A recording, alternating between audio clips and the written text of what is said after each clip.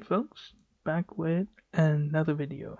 Let's dive into what stories got my attention today. Starting with Ethiopia. The leader of Ethiopia's rebellious Tigray region has confirmed firing missiles at neighboring Eritrea's capital and is threatening more, making a huge escalation as the deadly fighting in northern Ethiopia between Tigray forces and the federal government spills across an international border.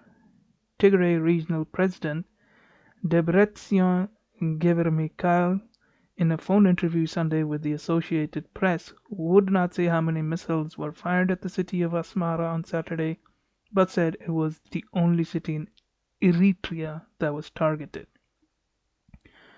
Now, the brewing civil war in Ethiopia between the regional government that once dominated the country's ruling coalition and the Nobel Peace Prize winning Prime Minister whose sweeping reforms marginalized the Tigray region's power could fracture a key U.S. security ally and destabilize the strategic Horn of Africa with potential to send scores of thousands of refugees into Sudan. Now, in a separate bloody example of Ethiopia's growing tension, at least 34 people were killed in a gruesome attack on a passenger bus in the western Benishangul Gumuz region on Friday night, the Ethiopian Human Rights Commission said, and, quote, there are reports of similar attacks, end quote, in other parts of that region. The attackers were not clear. At least 3 rockets appear to be aimed at the airport in Asmara hours after the Tigray regional government warned it might attack. It accuses Eritrea of attacking at the invitation of Ethiopia's government after a conflict in Tigray region erupted on November 4th with an attack by regional forces on a federal military base there. Eritrean officials have not responded to requests for comment. The Tigray leader said he had no communication with Ethiopia's federal government. The African Union is pushing for a ceasefire, as is all all the international community is. Now, on each side regards the other as illegal, and the federal government says members of the Tigray region's ruling clique must be arrested and their arsenal destroyed. Abe calls it a quote-unquote law enforcement action, while his military officials call it a war. The Tigray leader told the AP he didn't have a number of people killed in the fighting, but said, quote, a very massive displacement is happening. The fighting is happening on all fronts in addition to airstrikes. We have to defend ourselves, end quote, he added. Now, the Tigray region is boxed in among the Ethiopian forces, Eritrea, and Sudan, which you can see in the map, which has closed its border but allows in refugees. The United Nations and others have warned of a looming humanitarian disaster in the growing conflict as some 25,000 Ethiopian refugees, hungry and scared, have fled the Tigray region into Sudan. Communications and transport links with the Tigray region remain almost completely severed, and millions are at risk as food, fuel, and other supplies run low. Over the border in Sudan, the refugees, roughly half of them children, huddled in makeshift tents of sheets, even umbrellas, as authorities rushed to organize assistance in the remote area, and more arrivals were on the way. Ethiopia's civil war has started to spill over into the neighboring countries, something I had hoped would not happen. However, the conflict is now going to spill over and is going to persist for longer if it had not spilled in its neighboring region. Moving on over to Peru, thousands of Peruvians have taken to the streets to protest against the dismissal of President Martin Vizcarra. According to The Guardian, the health ministry reported at least 30 people have been arrested and over 30 have been wounded so far in clashes between the cops and the demonstrators. The unrest over the last 4 nights is piling pressure on a fragmented Congress and the new government of President Manuel Merino, as 2 demonstrators have also been killed. Now, as per reports, protesters jammed many plazas in downtown Lima, with demonstrations begging peacefully but growing more intense by early evening. The police officials used tear gas and rubber bullets against protesters, some of whom threw rocks at police and destroyed store windows and cash machines. The protests were also among the largest in 2 decades in Peru. The political turmoil has intensified the country following Merino's surprise move to remove President Martin Vizcarra.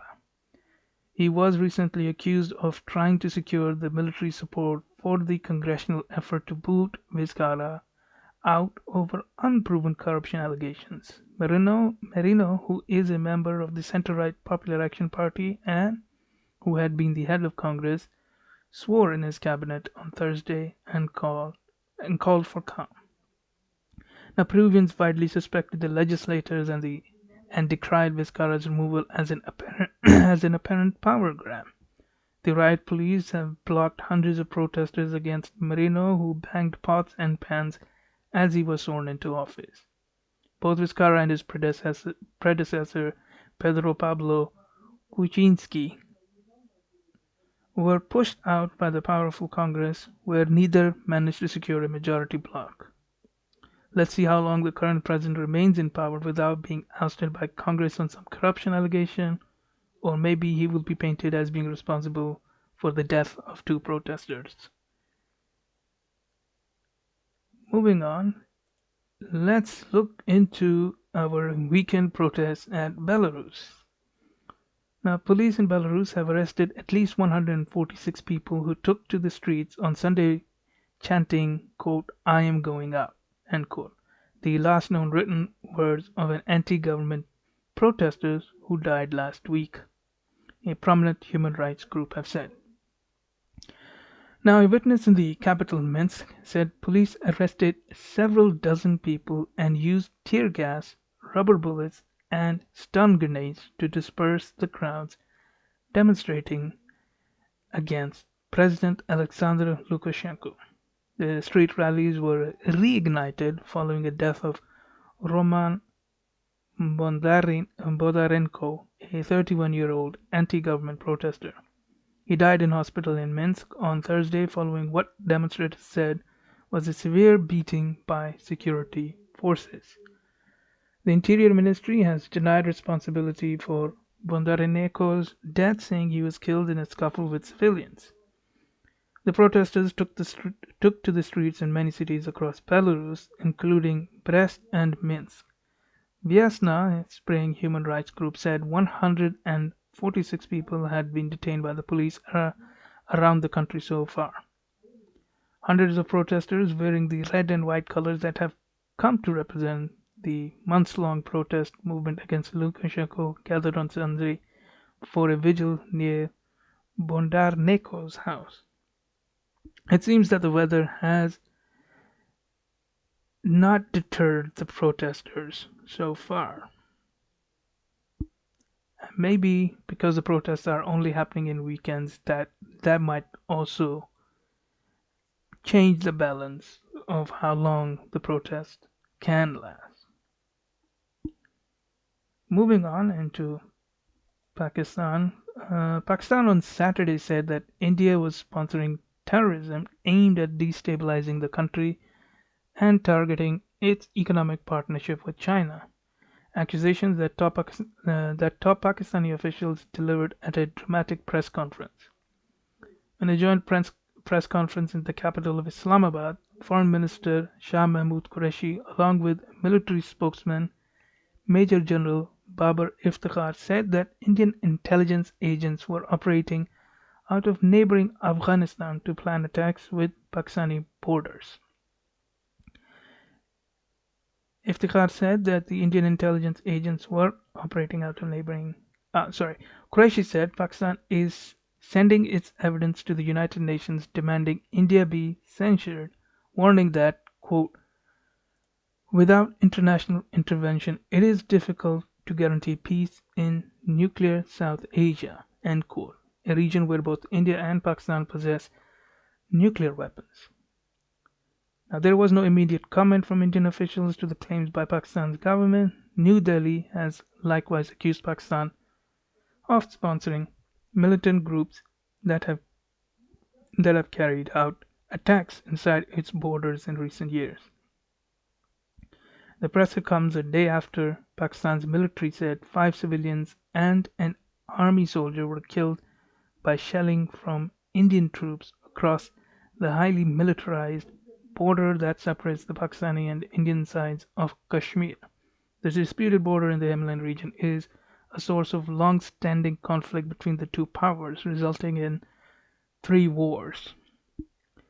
Iftikhar added that Indian intelligence agents were specially targeting Chinese development projects that have come with the China-Pakistan Economic Corridor.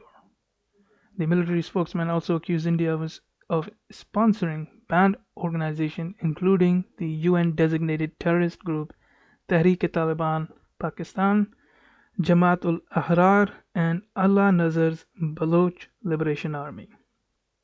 Meanwhile, a spokesman for Afghanistan's Foreign Ministry, Gran Hevad, said Saturday that Pakistani Prime Minister Imran Khan is planning to visit Afghanistan next week. The Foreign Ministry said that this will be Khan's first visit to Kabul as Pakistan's Prime Minister. Now, it wasn't mentioned whether he would raise Pakistan's allegation of Indian interference. Anyhow, I expect that there is definitely going to be a lot of talk and a lot of symbolic gestures, but nothing meaningful is going to come out of this. It's just going to be just allegations they're going to be throwing at India. They're going to make a big fuss, and then slowly they will just sort of, let it slide into the memory hole. Moving on, 4 astronauts are poised to launch. 4 astronauts were poised to launch on the SpaceX Crew Dragon Resilience to the International Space Station on Sunday, the first of what the US hopes will be many routine missions following a successful test flight in late spring.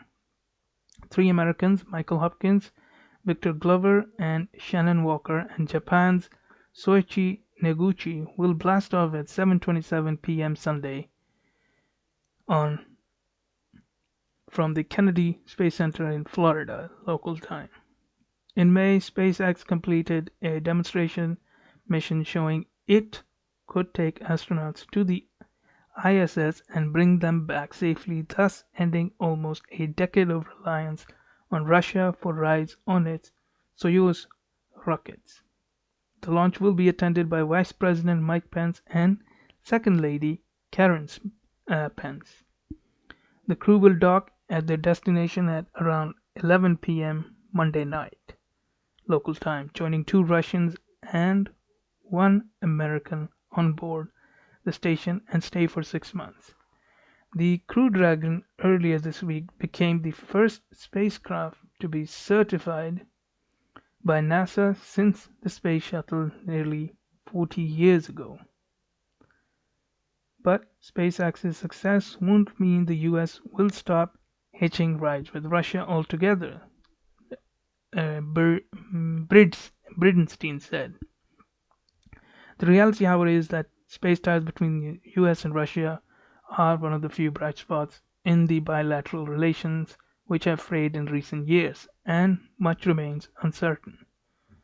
Russia has said that it won't be a partner in the Artemis program to return to the moon in 2024, claiming the NASA-led mission is too US-centric.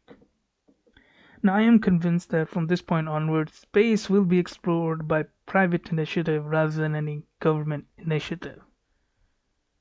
And to that I say, the universe is ours to exploit and exploit for good. Well, that's it for this video. If you like the video, then hit that like button and hit that subscribe button for future updates. Write in the comment section below your thoughts, criticisms, and anything I might have missed. And I will see you in the next video.